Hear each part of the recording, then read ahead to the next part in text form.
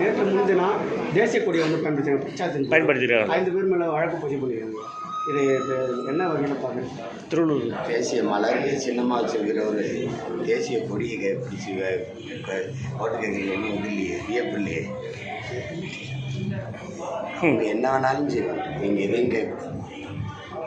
இப்போ வீரப்பன் வித்யா, அதே மாதிரி காளியம்மாள் பிரபலங்களெல்லாம் வந்து இப்போது களப்போராளிகள்லாம் வந்து நம்ம கட்சியில் வந்து களம் காண போகிறாங்க. இது சின்ன மாற்றப்பட்டதுனால இது ஏதாவது நம்ம தாக்குதல் வாய்ப்பு வாக்கு வங்கிக்கூடிய வாய்ப்பு இருக்கா?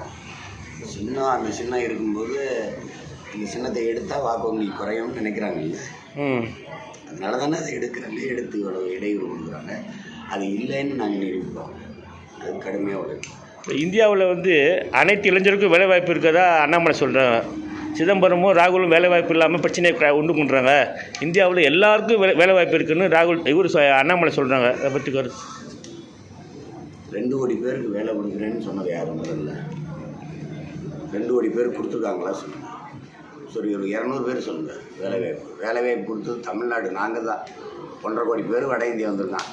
299 பேர் பரப்பு நிலக்கரி மின்சாரத்தில் இருந்த நெய்வேலியில் ஆள் எடுத்ததில் 299 பேர் வட இந்தி, ஒருத்தன் கூட தமிழர் இல்லை. வேலை இருக்குது, வேலை இருக்குன்னா எங்கே வேலை இருக்குது? சொல்கிறதான் பாயசத்தை காய்ச்சி வாயில் ஊற்றாமல் காதில் ஊற்றிட்டு போயிடுவாங்க. காதில் இனிக்க முடியும். வளர்ச்சிங்கும்போது வளர்ச்சியாக ஏதோ வளர்ச்சி எங்கே வளருது? எங்கே வேலை வாய்ப்பு இருக்குது? வேலை வாய்ப்பு இருக்குன்னா எந்தெந்த வழியில் இருக்குன்னு சொல்லுங்கள். இங்கே பாருங்கள், எந்தெந்த துறையில் இருக்குது. எல்லாமே தனியார் மயப்படுத்திட்ட போது நீங்கள் எப்படி வேலை வாய்ப்பு எந்த துறையில் இருக்குதுன்னு சொல்லுங்கள். தொடர்வண்டி துறையிலையா, இல்லை எதில் இருக்குது? சும்மா வேலை வாய்ப்பு இருக்குன்னு சொல்லிட்டு ஐயா, ஒவ்வொரு கட்சி வந்து சின்னத்தை நம்ம மக்களிடம் சேர்க்குற வகையில் பரோட்டா சுடுறாங்க, பூரி சுட்டுவாங்க.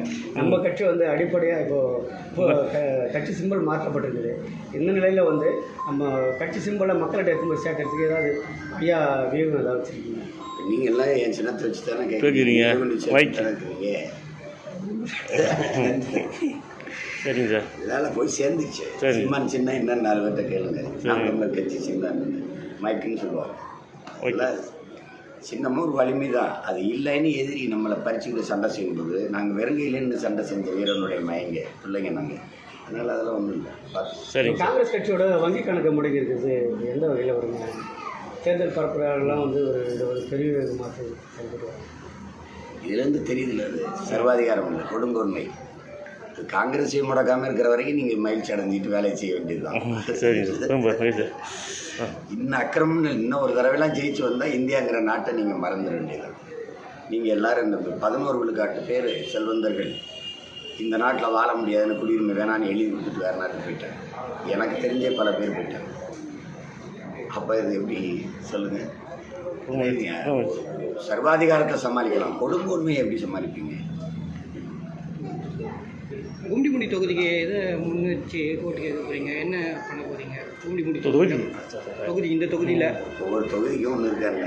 நாட்டுக்கு நல்லது செய்யணுங்கிறதா. இந்த தொகுதியில் என்ன பிரச்சனையோ அந்த பிரச்சனையை சரி செய்யும். நாங்கள் தான் ஒவ்வொரு தொகுதியிலும் போராடிட்டு தானே இருக்கோம். முதல்ல மொத்தமாகவே மாற்றணும்னு நினைக்கிறேன். நீங்கள் போய் ஒரு தொகுதி ஒரு தெரு இதெல்லாம் கேட்குறீங்க. இந்த அமைப்பே மாற்றி கிழிச்சு துறப்போம். சரி, நன்றி சார். அது சொல்கிறான், அந்த ஹிட்லர் என்ன சொல்கிறான், டே அந்த இந்த அமைப்பு உனக்கு பிடிக்கலையா, அதோட ஊற்று போய் வென்று அப்புறம் கிழிச்சு தூர போட்டு உனக்கு பிடிச்ச மாதிரி எழுதிக்கிறாங்களா? அப்படி செய்யணும். செய்திகளை உடனுக்குடன் தெரிந்து கொள்ள உடனே சப்ஸ்கிரைப் பண்ணுங்க.